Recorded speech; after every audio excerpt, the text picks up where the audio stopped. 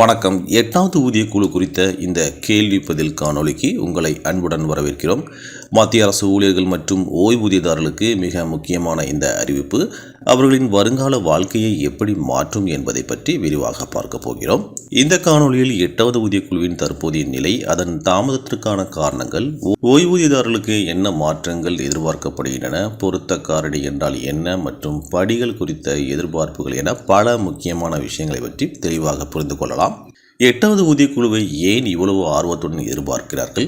மத்திய அரசு ஊழியர்கள் மற்றும் ஓய்வூதியதாரர்கள் சுமார் 1 கோடிக்கும் அதிகமானோர் 8வது ஊதிய குழு அமைக்கப்படுவதையும் அதன் மூலம் தங்கள் சம்பளம், படிகள் மற்றும் ஓய்வூதிய பலன்கள் திருத்தி அமைக்கப்படுவதையும் எதிர்பார்த்து காத்திருக்கின்றனர். ஒவ்வொரு 10 வருடங்களுக்கும் ஒரு முறை ஊதிய குழு கூடி இந்த மாற்றங்களை பற்றி விவாதிக்கும். 8வது ஊதிய குழுவின் தற்போதைய நிலை என்ன?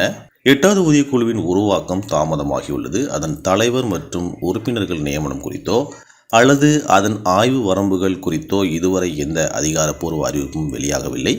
ஜனவரி 2025 மத்திய அமைச்சரவை இதற்கு ஒப்புதல் அளித்ததாக செய்திகள் இருந்தாலும் நடைமுறையில் தாமதம் ஏற்பட்டுள்ளது. இந்த தாமதம் ஏன் கவலையை ஏற்படுத்துகிறது? 7வது ஊதிய குழு டிசம்பர் 31, 2025 அன்று முடிவடைகிறது. 8வது ஊதிய குழு ஜனவரி 1, 2026 முதல் அமல்படுத்தப்படும் என எதிர்பார்க்கப்படுகிறது.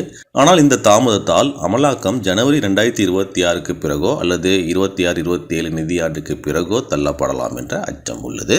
ஓய்வூதியதாரர்களுக்கு என்ன முக்கிய மாற்றம் எதிர்பார்க்கப்படுகிறது?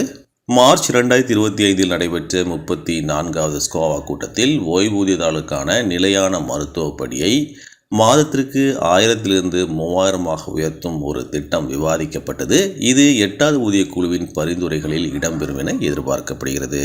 பொருத்த காரணி என்றால் என்ன? அது எப்படி மாறக்கூடும்? பொருத்த காரணி என்பது அரசு ஊழியர்களின் புதிய அடிப்படை சம்பளத்தை கணக்கிட பயன்படுத்தப்படும் ஒரு காரணி. முந்தைய ஊதிய குழுவில் இது 2.57 இருந்தது. குறைந்தபட்ச ஊதியம் 18,000 என நிர்ணயிக்கப்பட்டது. இந்த முறை 2.86 அல்லது 3 வரை இருக்கலாம் என்று ஊகிக்கப்படுகிறது. இது அடிப்படை சம்பளத்தையும் ஓய்வூதியத்தையும் கணிசமாக உயர்த்தும். உதாரணமாக 2.86 என்ற காரணி அடிப்படை சம்பளத்தை 51,480 உயர்த்தக்கூடும். படிகள் மற்றும் அகவலிப்படி ஆகியவற்றில் என்னென்ன மாற்றங்கள் எதிர்பார்க்கப்படுகின்றன? வீட்டு வாடகை படி மற்றும் போக்குவரத்து படி போன்ற பல்வேறு படிகளை மறுசீரமைக்க 8வது ஊதிய குழு முன்மொழியலாம். பல பழைய மற்றும் தேவையற்ற படிகளை நீக்கும் திட்டங்களும் உள்ளன.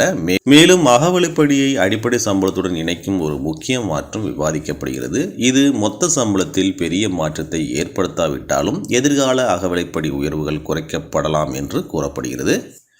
ஓய்வூதியதாரர்கள் ஏன் ஒரு குறிப்பிட்ட நிதி மசோதா பற்றி கவலைப்படுகிறார்கள்? அண்மையில் நிறைவேற்றப்பட்ட நிதி மசோதாவில் ஒரு பிரிவு உள்ளது. அது 8வது ஊதிய குழுவின் பலன்கள் ஓய்வூதியதாரர்களுக்கு நீட்டிக்கப்படுமா என்பதில் அரசுக்கு தன்னிச்சையான அதிகாரம் அளிப்பதாக ஊழியர்கள் தரப்பு கருதுகிறது.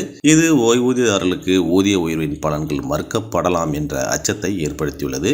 இருப்பினும் மத்திய நிதியமைச்சர் இந்த திருத்தம் நடைமுறை சார்ந்த அம்சங்களை மட்டுமே தெளிவுபடுத்துவதாகவும் ஓய்வூதியதாரர்களின் உரிமை பாதிக்கப்படாது என்றும் தெளிவுபடுத்தியுள்ளார். ஊழியர்கள் மற்றும் ஓய்வூதியதாரர்களின் பிரதிநிதிகள் என்ன நடவடிக்கை எடுத்துள்ளனர்? மத்திய அரசு ஊழியர்கள் மற்றும் ஓய்வூதியதாரர்களை பிரதிநிதித்துவப்படுத்தும் தேசிய கவுன்சில் மத்திய அரசை தீவிரமாக வலியுறுத்தி வருகிறது. ஜூன் 18, 2025 அன்று NCJCM செயலாளர் 8வது ஊதிய குழுவை விரைந்து அமைத்து அதன் ஆய்வு வரம்புகளை உடனடியாக அறிவிக்குமாறு கேபினெட் செயலாளருக்கு கடிதம் எழுதியுள்ளார். இந்த தாமதத்தால் ஏற்படும் நிச்சயமற்ற தன்மையையும் நிதி மசோதாவின் தாக்கம் குறித்த தெளிவின்மையையும் அவர் எடுத்துரைத்துள்ளார்.